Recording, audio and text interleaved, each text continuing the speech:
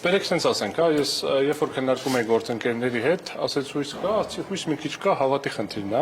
Համապատասխանաբար Սահմանադրական դատարանը ուներ հնարավորություն, պատմական հնարավորություն առաջին անգամ անվավեր ճանաչել ընտրությունների արդյունքները, որովհետև ինչպես ես իմ 6 օր տևած, 5 օր տևած դատական նիստերի ընթացքում մի քանի անգամ արձանագրել էի, որ այս բողոքարկումը որակապես տարբերվում է մնացած բողոքարկումներից։ Ոչ թե նրա պատճառով, որ մնացած բողոքարկողները վատ էին բողոքարկել, վատ էր բողոքարկել, բայց այս դեպքում մենք ունենք շատ ունիկալ մի իրավիճակ, երբ ըստ էության մանդատներ ստանալ կամ չստանալու հանգամանքը կախված է եղել բացառապես կենտրոնական ընտրական հանձնաժողովի կողմից ընդունված որոշմամբ։ Այսինքն, եթե այդ որոշումը չէր լինում, ստանում էին մանդատները, այդ որոշումը կար, չէին ստանում մանդատները եւ համապատասխանաբար մանդատները չէին ստանում այնպիսի ցածր տարբերությամբ, որը դատական նիստի ժամանակ կենտրոնական ընտրական հանձնաժողովի աշխատակիցը ընդունեց, որ այո, իրանց համակարգը 100%-անոց ճշտությամբ չի կարող վերարտադրել, որովհետև 16000 մարդ է աշխատում, 70000 տվյալ են մուտքագրում։ Մենք ներկայացրեցինք տվյալների մշակման արդյունքում տեղի ունեցող թերությունները, որ ցանկացած տվյալների մշակման արդյունքում նմանատիպ թերություններ հանդես են գալիս, ցանկացած գործընթաց, որը ներառում է 16000 մարդ, ենթադրում է, որ որոշակի թերություններ առաջ են գալու։ Եվ համապատասխանաբար է շեղումը այնքան էր, որ միջազգային պրակտիկայում ընդունված իօքուտ ընտրողի կոնցեպտը ենթադրում էր, որ եթե դատարանը նույնիսկ չուներ համոզմունք, որ անցել է 4%-ը թե չի անցել, ապա պետք է պաշտպաներ ընտրողների ձայնը։ Ցավոք սրտի մենք չունեցանք այն, ինչը կարող էինք ունենալ, Սահմանադրական դատարանը կարող էր վերահաստատել այդ խախտումները, որը շատ հստակ միանշանակ ցույց էր տրվել դատական գործի շրջանակներում եւ դրանով իսկ բարձրացնել վստահությունը դատական համաճարակի։ Ես համոզված եմ, որ համոզիչ էր։ Բայց ինչու։ Ասում ես համոզված եմ, որ համոզիչ էր։ Ժամանակը կանցնի, որոշ ժամանակ հետո կպարզվի այլ ինչ հանգամանքներ են ազդել նմանատիպ որոշում կայացնելու վրա։ Քաղաքական սա հրահանգի հետևանքով։ Ես հիմա ավել ինֆորմացիա, ասեք, ավարտեմ, ես ավել ինֆորմացիա հիմա ավել կարծիք չասեմ, բայց ակնհայտ է, որ դատական նիստի շրջանակներում ներկայացված ապացույցների նյութերի ուսումնասիրությամբ միանշանակ էր, որ պետք է կայացվեր առնվազն։ Ինչի եմ ասում առնվազն, որովհետև գործընկերները նաև թվային ճշտությամբ ցույց էին տվել, օրինակ քաղաքացիական պայմանագիր կուսակցության կողմից հիմնադրամի թույլատրելի չափից ավել ծախսերը, բայց առնվազն ԲՀԿ-ն պետք է ստանար մանդատներ։ Եվ ինչի եմ սա ասում, ժամանակը ցույց կտա, որովհետև ցանկացած այլ մաթեմատիկա միշտ էլ կարելի է փորձել ինչ որ արգումենտ գտնել, ինչի հիմնավորել, ինչ որ տենց խելոք տեքստով հիմնավորել, որ գիտեք ինչ էս դեպքերում, ասենք, կա մի հատ դատական աղ, հակասահմանադրականություն չեն քննարկում, չեն քննարկում, այս փուլի խնդիր չի, բայց կրկնում եմ, բոլորի աչքի առաջա տեղի ունեցել գործընթացը, երբ որ կենտրոնական ընտրական հանձնաժողովը տեղյակ լինելով դիտավորյալ չի կանգնացրել քվեարկությունը, հետո քվեարկության արդյունքները անվավեր է ճանաչել։ Հայաստանի Հանրապետության բոլոր քաղաքական ուժերը պետք է պատրաստ լինեն, որ հետագայում կենտրոնական ընտրական հանձնաժողովը ցանկացած քանակի տեղամասերը ուղղակի անվավեր է ճանաչելու ինչ որ հանգամանքներում, որովհետև միշտ էլ լինելու են խախտումներ եւ ազդելու ընտրությունների արդյունքների վրա։ Մի քայլ էլ առաջ գնանք։ Ինչի ընդամենը 2 տեղ անվավեր ճանաչել։ Իրականում ինքը մեծ ուրախությամբ 30 տեղ անվավեր կճանաչեր եւ օրինակ Հայաստան դաշինքը չէր հաղթահարի 8%-ը։ Մի հատ պատճառ կար դրա համար, որ դա չի արել։ Ընդամենը մի պատճառ։ Սահմանադրությունը երաշխավորում է 3 ուժի հասնել ազգային ժողով։ Եթե երաշխիքը չլներ, համոզված եղեք 20 30, 50 ինչ-որ տեղամասերում, ինչ-որ խախտումների արդյունքներով անվավեր կճանաչեն։ Եվ ԲՀԿ-ի հաջորդ քայլերի։ ԲՀԿ-ի հաջորդ քայլերի հետ կապված գործընկերները կներկայացնեն քաղաքական թիմը ինչ է անելու։ Առնվազն կա որոշումը վերջնական է, ինչպես նշեցիք, իրավական գործընթացներ շարունակ, մի քանի իրավական գործընթացներ կան կքննարկենք եւ դրանց հետ կապված գործողությունները հետագա պարզ կլինի, իսկ քաղաքական դաշտում ես նույն չեմ տիրապետում հետագա քայլերին, այսինքն գործընկերները կարող են ներկայացնել։ Դուք սա որակում եք իրավական որոշում թե քաղաքական։ Սահմանադրական դատարանի որոշումները միշտ իրավաքաղաքական են, որովհետև սահմանադրական իրավունքը ինքնին քաղաքական իրավունք է։ Բայց սահմանադրական դատարանը ընտրական վեճերով կամ ընտրությունների արդյունքներով ընդունված ակտերի վիճարկման հետ կապված վեճերով հանդես է գալիս որպես հենց դատարան։ Ինքն այն առաջին այցանի դատարանը, պարզ ասած, ով պետք է քննի այդ որոշումների իրավաչափության հարցը։ Եվ Միշտ էլ կա քաղաքական կոմպոնենտ, բայց այս այն դեպքն է, սա այն դեպքն է, երբ որ շատ հստակ էր, միանշանակ էր, այսինքն մարդիկ տեսել են, բոլորի աչքի առաջ է, եւ բոլորը տեսան, որ ցավոք սրտի Սահմանադրական դատարանը մասնակից եղավ կամ առնվազն չկանգնեցրեց ձայնագողությունը։ Հիմա որպես փաստաբան ես պիտի ասեմ դե դատարանի ակտը այս ակտի հետ պետք է համահաշտվենք, չէ։ Մենք կարող ենք նայենք ստատիստիկան Սահմանադրական դատարանի, ու ինչ եղավ, մարդիկ ժամանակին վստահությունը կտրուկ ավելացել էր, բավականին մեծ քանակությամբ դիմումներ կար, հիմա դիմումները պակասել են։ Սահմանադրական դատարանը տարեկան միջև 10 գործով պլյուս մինուս որոշումներ է կայացնում, ընդ որում տենց համեմատաբար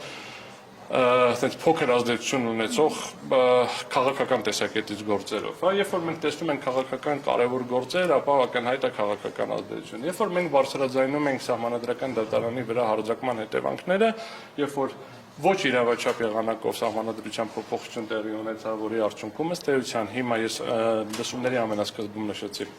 Սահմանադրական դատարանի բոլոր դատավորները նշանակվել են մի քաղաքական ուժի կողմից այդ։ Ես ամենասկզբում, երբ որ քննարկում են գործընկերների հետ ինչ ակնկալիք կա այս գործընթացից, շատ պարզ ասել եմ, որ կա նվազագույն ակնկալիք, որ բոլորին պարզ կլինի ձայնագողությունը, այդ ինչ որոշում կընդունի Սահմանադրական դատարանը եւ մնացած մարմինները կարող են ժողովուրդը գնահատել եւ պատկերացնել ինչ աստիճան են վստահում պետական սահմանադրական մարմիններին։ Սահմանադրական դատարանը չունի որևէ այլ ուժ, քան վստահությունը, որովհետև չկա Սահմանադրական դատարանի հարկադիր կատարման ծառայություն, չկա Սահմանադրական դատարանի որոշումների հարկադրանքի մեխանիզմ։ Սահմանադրական դատարանը որպես քաղաքական դատարան, Սահմանադրական մարմինների միջև վեճեր գծող դատարան, մարդու իրավունքների ոլորտում որոշումներ ընդունող դատարան ունի միայն մեկ ուժ, դա իր նկատմամբ վստահությունն է ժողովրդի, երբ որ ժողովուրդը հասկանում է, եւ պետական մարմինները հասկանում են, Սահմանադրական դատարանի որոշումները հիմնավորված են, վստահելի են, պատճառաբանված են։ Բայց երբ որ բոլորի աչքի առաջ, ձայնագրությունները կա, լայվը կարող են նայել, ամբողջությամբ վերացվում է պատասխանողի թեզիսները։ Պատասխանողի թեզիսները փորձում են ինչ-որ աչից, ձախից, տարբեր կողմերից մեկնաբանել, չի հաստատվում։ Եվ դրանից հետո կայացվում է նման որոշում, դա իմ կարծիքով խիստ խնդրահարույց է, փափուկ բառ օգտագործեմ։ Ամեն դեպքում, եթե չեմ սխալվում, երրորդյա ժամկետում որոշումը կհրապարակվի, կտեսնենք որոշման մեջ ինչ պատճառաբանություններ են գրել, բայց մինչև այդ պատճառաբանություններին անդրադառնանք, կրկին ուզում եմ արձանագրեմ, որ Սահմանադրական դատարանը ոչ թե դիմող Սահմանադրական դատարան վեճի կողմը, որ մտածի այդ դիմողի արգումենտները ինչով կարելի է գեղեցիկ շրջանցել, մի քիչ խելոք տեքստով շրջանցել, ինչ արգումենտ վերել որ շրջանցել, այլ պետք է հանդես գա դիմողի եւ պատասխանողի միջև արբիտրի գիստատարանի դերով եւ լուծի կողմերի միջև։ Դե ես ներկայացրեցի նոր, դե մասեցի։ Չէ, միջազգային եւ ցենց ասեմ, այլ իրավական գործընթացների մասով որոշում ունենալուն պես կքննարկենք հստահորձի հետ կհասկանանք հետագա մի վարքան ավարտեմ, հեսա այլ իրավական գործընթացների մասով կքննարկենք եւ կդիտարկենք այս պահին ավել դետալներ չեմ ասի, երբ որ կունենանք որոշումները, մի քանի իրավական գործընթացներ կան, որոնց իրականացնել չիրականացնելու եւ ինչ ծավալով իրականացնելու հարցը քննարկման առարկա պետք է դառնա, բայց մի փաստ մնում է փաստ, որ Սահմանադրական դատարանը մինչև այդ էլ, ասենց ասենք, կենտրոնական ընտրական հանձնաժողովը զրկեց Հայաստանի Հանրապետության քաղաքացիներին ունենալ ռեալ պարլամենտարիզմ, որտեղ իշխող ուժը պարտավոր էր լինելու կոնսենսուսի գնալ, փորձել, բանակցել, քննարկել օպոզիցիոն ուժերի հետ մի շարք որոշումներ, այդ թվում նաև սահմանադրական օրենքներում փոփոխություններ կատարելու հարցը եւ մի շարք կարևորագույն պաշտոններում նշանակումներ անելու հարցը։ Դա ֆունդամենտալ կարևոր գործիք է, որը հնարավորություն է տալիս բոլորին տեսնել պարլամենտարիզմը գործողության մեջ։ Ինչ եղավ, կենտրոնական ընտրական հանձնաժողովը գողացավ այդ ձայները, անվավեր ճանաչելով եւ արդյունքում 58500 քաղաքացու ձայներ, որ սիրում են ասել, չէ՞, մենք քաղաքացիներն են որոշում, չէ, քաղաքացիները որոշել են, որ ԲՀԿ-ն պետք է լիներ կենտրոնական ընտրական հանձնաժողովում, մախինացիաների արդյունքում, ներողություն ազգային ժողովում, մախինացիաների արդյունքում, բանի, հա, ցենց որոշումների արդյունքում, ինչ որ մաթեմատիկական աշխարհության արդյունքում եկան հասան նրան, որ վերջում արձանագրեցին, որ ոնց որ թե չի անցել, եւ Սահմանադրական դատարանը ունենալով հնարավորություն ձեռքը բռնել, չբռնեց։ Ինչից են վախեցել, ինչ ազդեցություն է եղել, ինչ գործընթաց է եղել, թե դա պայմանավորված էր սահմանադրական դատարանի ոչ ամբողջ կազմով քննության հետ, թե դա պայմանավորված էր իմ բերած բոլոր հանգամանքներով, դա ժամանակը ցույց կտա։ Վերջի վերջո ես չեմ բացառում, որ դատարանի որոշ դատավորներ ունեին նման համոզմունք եւ կայացրել են նման որոշում, հա, այսինքն ըստ էության արձանագրելով, որ հարցադրումների ժամանակ մենք տեսանք որոշ դատավորների կողմնակալ մոտեցումը ըստ էության որոշակի հանգամանքներին, երբ որ հարցադրումները տալիս են։ Հետևաբար մենք կրկնեմ հետագա գործողությունները որոշումը ստանալուց հետո կորոշենք։ Այս դեպքում 7 դատավորները առանցին որոշումներ են կայացնում Չէ,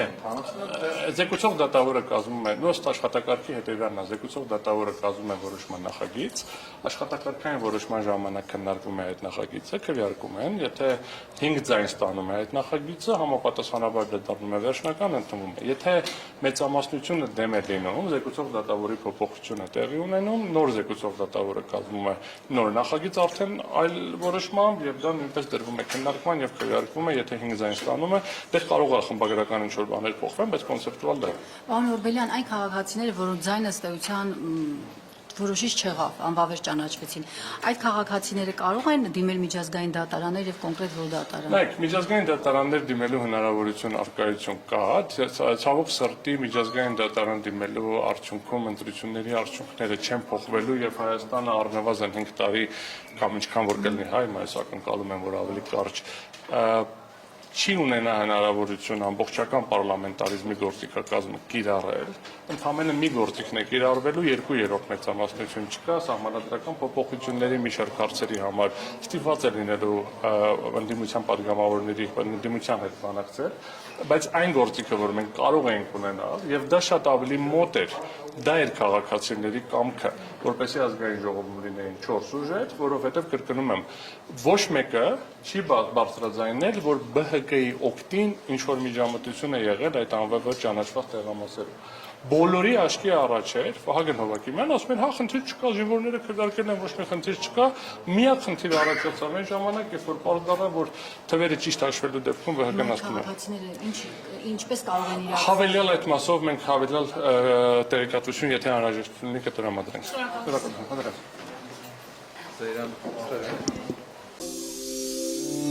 եմ։